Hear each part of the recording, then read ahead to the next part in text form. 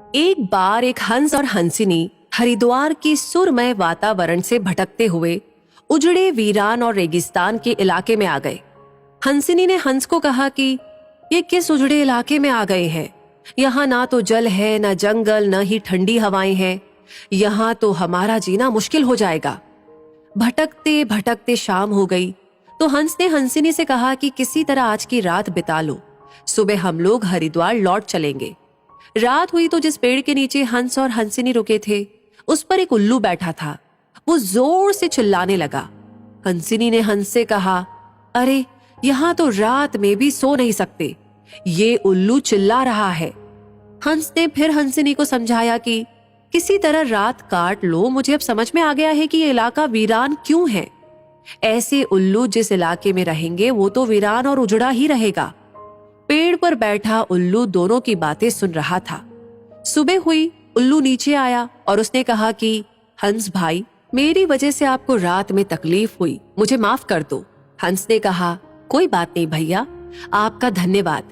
ये कहकर जैसे ही हंस अपनी हंसिनी को लेकर के आगे बढ़ा, पीछे से उल्लू चिल्लाया, अरे हंस, मेरी पत्नी को लेकर कहाँ जा रहे हो? हंस चौंका। उसने कहा, आपकी पत्नी? अरे भाई, ये हंसिनी है, मेरी पत्नी है, मेरे साथ आई थी, मेरे साथ जा रही है। उल्लू ने कहा, खामोश रहो, ये मेरी पत्नी है। दोनों के बीच विवाद बढ़ गया। पूरे इलाके के लोग एकत्र हो गए। कई गांवों की जनता बैठी, पंचायत बुलाई गई, पंच लोग भी आ गए।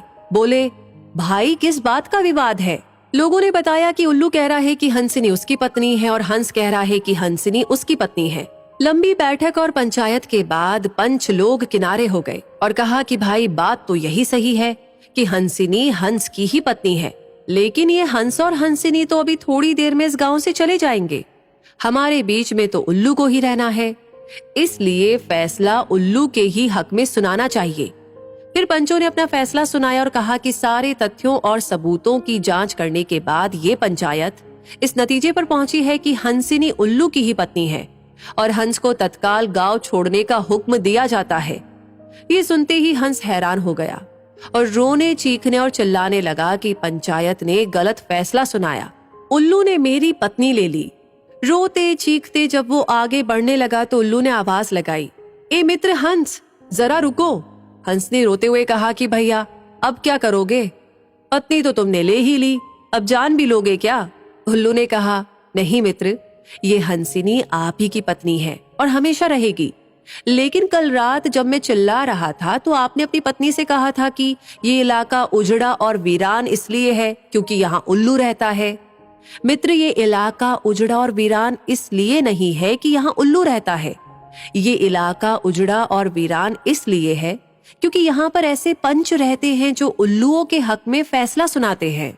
शायद 65 साल की आजादी के बाद में भी हमारे देश की इस बुरी दशा का मूल कारण यही है कि हमने उम्मीदवार की योग्यता न देखते हुए हमेशा ये हमारी जाति का है, ये हमारी पार्टी का है, इसके आधार पर अपना फैसला उल्लुओं के ही पक्ष में सुनाया है। देश की बदहाली और बुरी हालत के लिए कहीं ना कहीं हम भी जिम्मेदार हैं।